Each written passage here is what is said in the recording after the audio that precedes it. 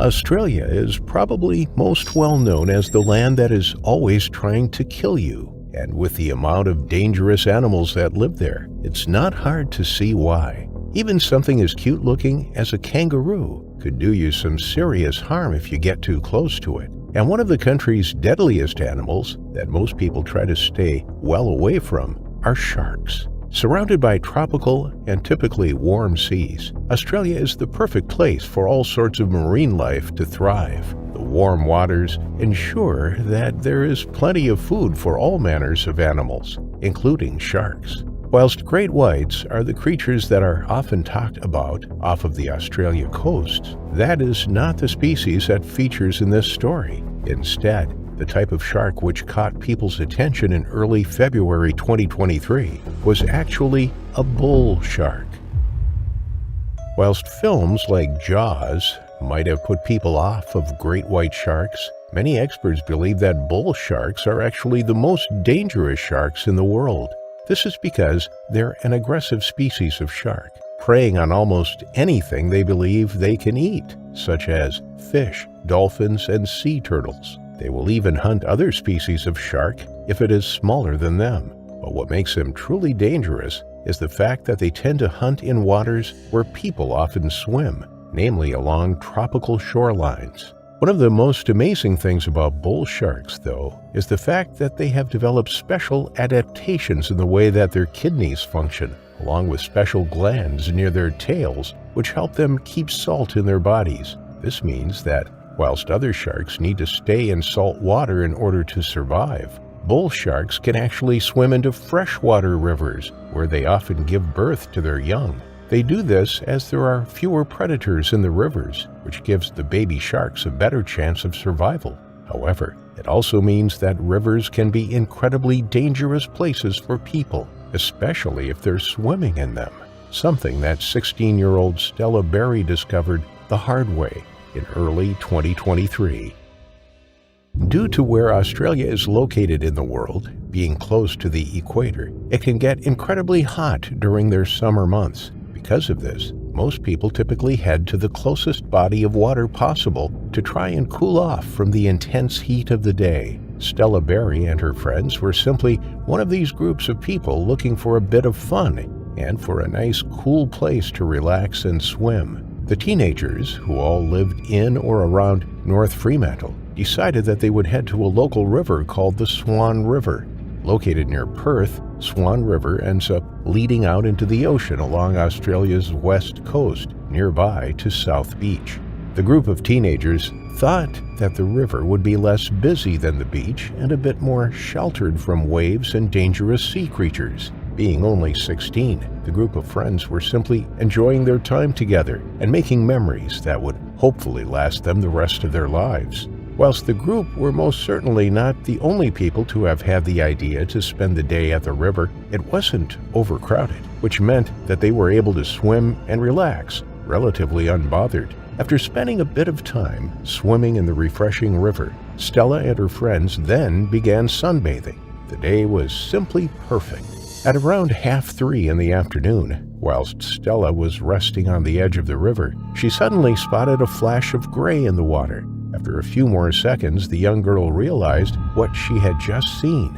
A pod of dolphins were swimming up the river, most likely heading back out to the ocean. Wanting to get a better look at the amazing animals, Stella decided to jump into the river and swim a bit closer. This in itself is a very dangerous thing to do, as whilst dolphins might seem like kind and loving animals, they can actually harm people severely, especially when they are startled or made to feel like they are in danger. Only moments after getting into the river and starting to make her way over to the dolphins, Stella felt a sharp and excruciating painful tug on her leg. Something had grabbed her. The young girl, frantic and in pain, began thrashing about to try and get herself free from whatever it was that had grabbed a hold of her leg.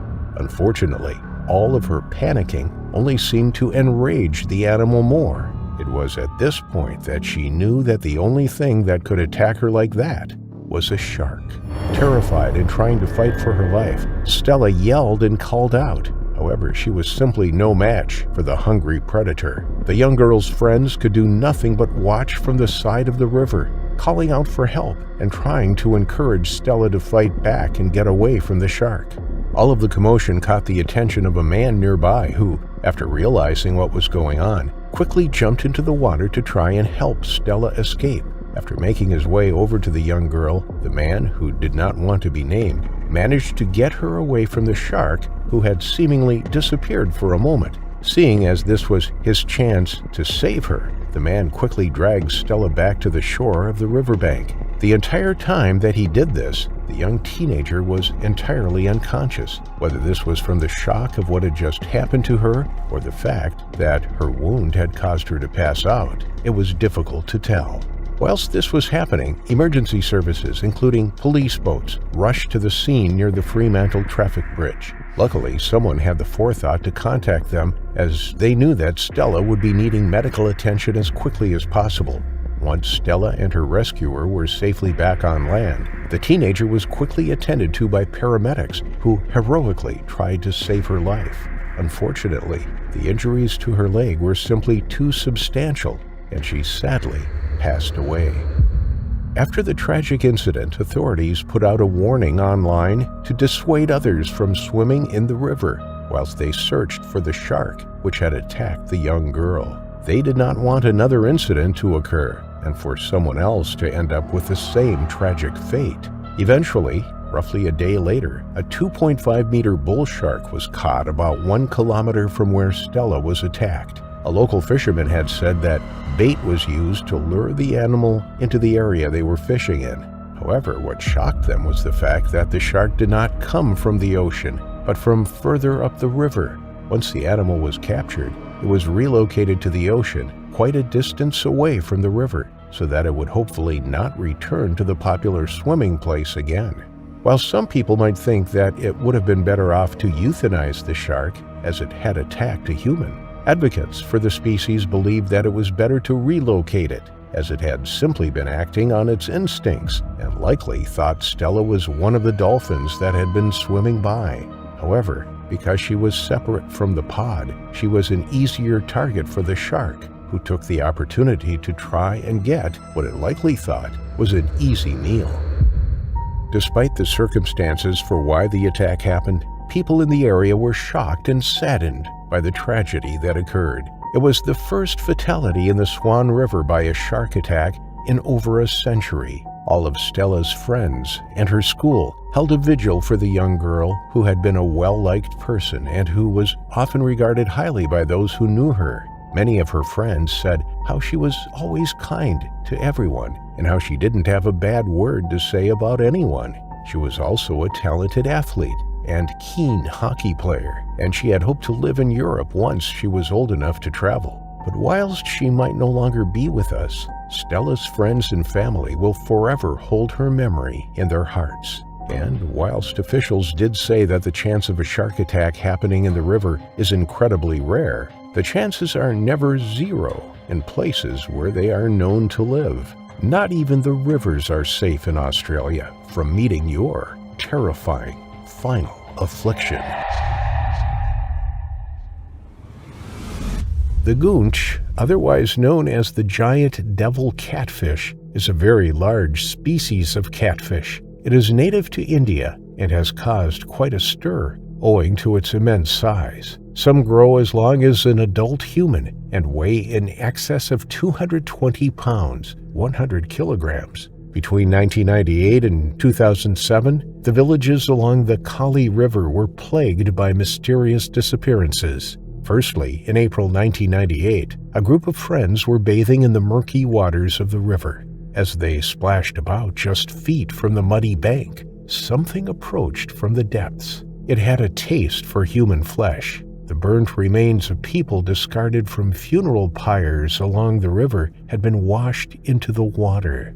The predator, typically a piscivore, had grown to an exceptional size. It was larger than any specimen ever recorded before. With one gulp from its enormous mouth, it sucked one of the boys, 17-year-old Dil Bahadur, underwater right before his friends. He managed to let out half a cry before he disappeared from sight. His friends leapt out of the water and immediately raised the alarm. A search ensued, but despite 3 days of scouring the river and its banks, no trace of the boy was ever found. It was a mystery as to what had taken Gil. His friends hadn't seen the knobbly back of a crocodile or the dorsal fin of a bull shark. The currents in the river were non-existent in that particular stretch. Something out of the ordinary had taken him that afternoon, but nobody knew what.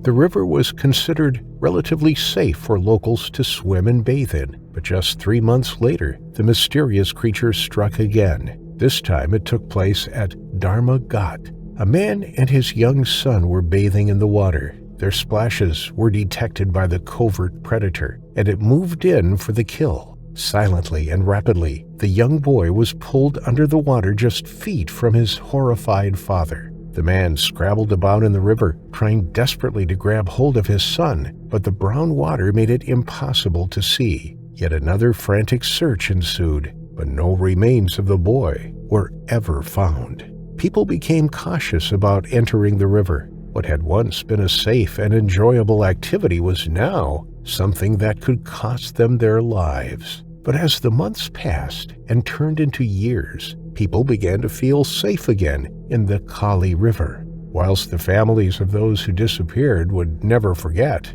others did, until the creature struck again. This time, in 2007, an 18-year-old Nepalese man was enjoying the river amongst friends when he suddenly felt something grab him around the waist. In an instant, he was pulled below the surface of the water and disappeared without a trace. When word spread about the mysterious river monster, British biologist Jeremy Wade offered to investigate. He was determined to catch whatever it was that was responsible for the attacks. No one had seen anything other than a flash of gray when one of the victims was dragged down. It wasn't much to go on. But what Jeremy did was consider all the things it could possibly be. He examined the stretch of river where the attacks had taken place. It was only a 4-mile length of river. At first, he thought the most likely explanation was a whirlpool or unexpected water currents. For the victims to be dragged underwater almost silently, without a ferocious amount of splashing, as is often the case with a shark attack, water currents seemed to be the logical explanation. But that particular stretch of river had no turbulence in it. Intrigued by the mystery, Jeremy began listening to villagers. Many of them believed it was a goonch. During his investigation, a domestic water buffalo weighing 350 pounds, 160 kilograms, was dragged into the water as it took a drink in the shallows. For an animal that size to be seized by a predator, Jeremy estimated the catfish needed to be 300 pounds, 135 kilograms. He now knew that he was looking for a monster. Saltwater crocodiles were dismissed, as they never traveled that far upriver. Gharials didn't have a large enough jaw to take a grown man, and the water was too cold for mugger crocodiles. No locals had ever seen crocodiles basking on the banks in the sun either. Bull sharks were also dismissed, as it was so far upriver, and nobody had ever seen a dorsal fin break the surface, despite the shallow water where the attacks took place. Maybe the locals were right. Maybe the giant devil catfish was responsible.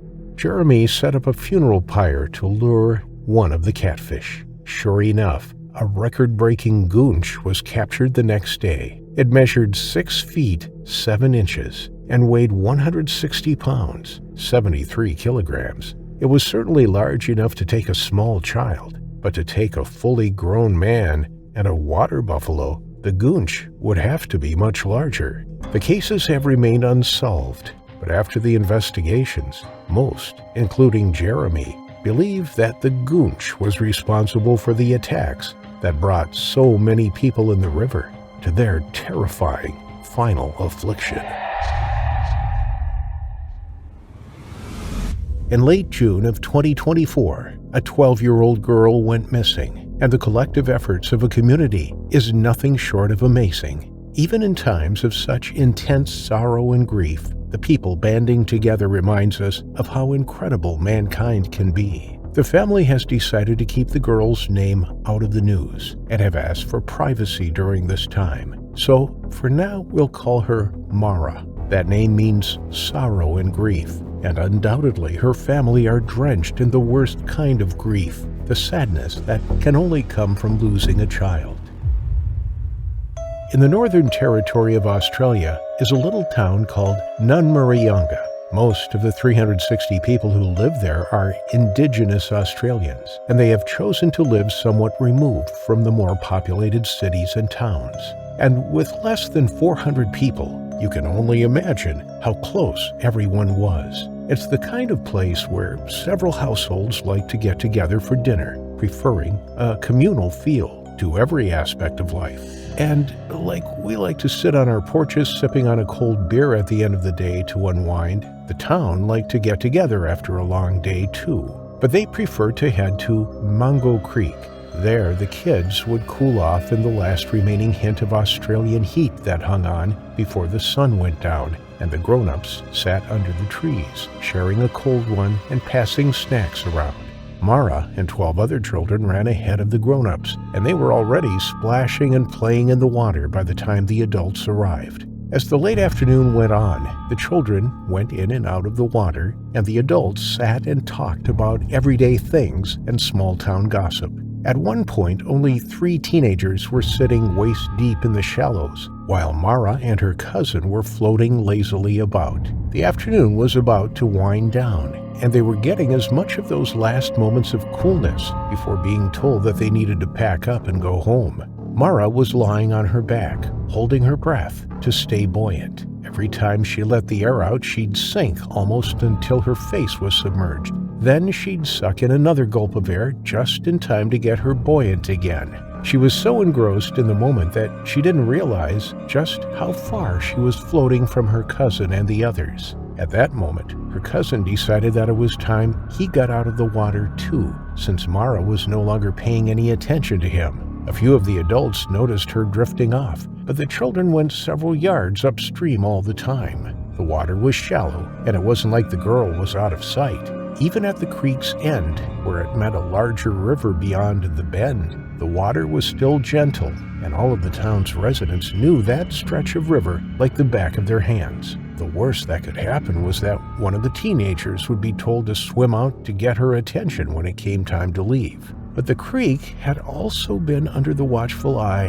of a saltwater crocodile, probably for several days already.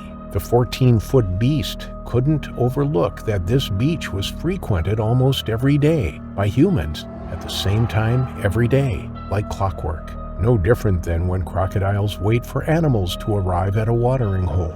The crocodile was waiting for one to break free from the pack, and Mara just happened to be the first one to do so. It followed Mara on the surface from below, gliding gently, its belly skimming the sandy bottom on the creek. When Mara came upon the bend, it waited just until she was out of the other human's sight before it made its move. Its approach was almost lazy. It simply rose up and surfaced right next to Mara's head. She didn't even see it, nor did she feel a disturbance in the water. When the thing sprang into action, there was no warning. Mara didn't even have a chance to scream. One moment she was floating, and the next an impossibly heavy tail with scales as hard as rocks slammed over her torso.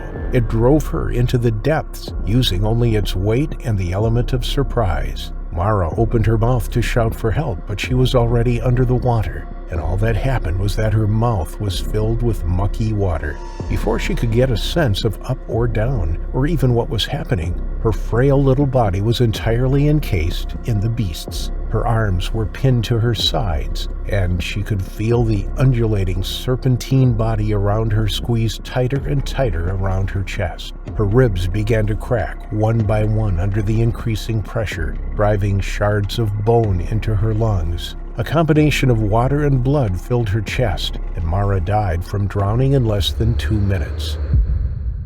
No one heard a sound, even though they were less than 8 yards away from where Mara was dragged to the bottom of the creek. There she and her killer lay as the adults and the children began to call out to the now missing 12-year-old. The teenagers were sent out to fetch her, and they swam right over the place where Mara lay, still encased in the croc's coils. When they returned to say that they couldn't find the girl, the group dispersed, walking a mile in each direction of the stream, getting more and more worried as the minutes ticked by. Before the hour was up, they'd called in to the nearest emergency service center, but that was a 7-hour drive away from the town, all the way in the city of Dundee. 7-hour drive or not, the first helicopter arrived in 3 hours, and by then all of the 360 residents of the town were swarming across the creek and the surrounding area. By the next morning, hundreds of people from the closest towns had arrived to help, and there was not a square meter of river or land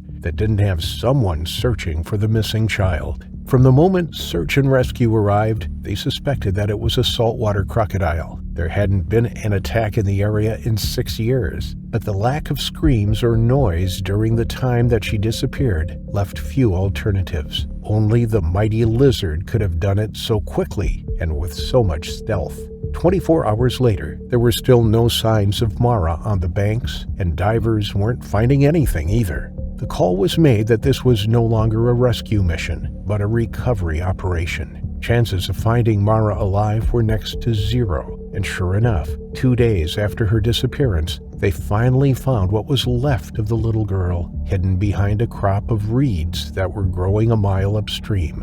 There were no crocodiles in sight, but people were stationed to keep a lookout in the area for when the predator returned to finish feeding. But given how little there was left of Mara, it was even possible that the animal was done with the body, because there really wasn't much left to recover by the time they found her. Authorities haven't released exactly what state the remains were in, but they were desperate to find the animal so that more remains could be retrieved, or else there would barely be anything to bury the child. But her remains at least did reveal the animal's estimated size, and they were certain that they were looking for a crocodile that was, at the very least, 12 feet long, if not more. Then, on the 7th of June, they found a specimen that fit the description that they were looking for, a 14-foot male, estimated to be at least 30 years old. They shot it where it was lying on a sandbank and performed the necropsy to confirm that it was indeed the beast that killed Mara. Her remaining body parts were added to the rest of them so that she could be buried as completely as possible. And now the surrounding communities are at a crossroads. On the one hand, the saltwater crocodiles hold a great deal of traditional significance to the indigenous people of Australia, but the croc's rising populations are starting to reach alarming rates. Mara is not going to be the last victim if there aren't any steps taken to curb the thousands of scaled predators roaming the water of the Northern Territory. The people are split about their opinions. On the one hand, they respect and revere the creature, and have for centuries. But on the other hand, it had taken one of their own, and one of their youngest and most innocent members, no less. While people take a moment to absorb the shock of losing one so young, authorities have yet to come to a decision about what to do about the situation before it becomes an even bigger problem. If they don't, it won't be long before another unsuspecting swimmer meets their final affliction.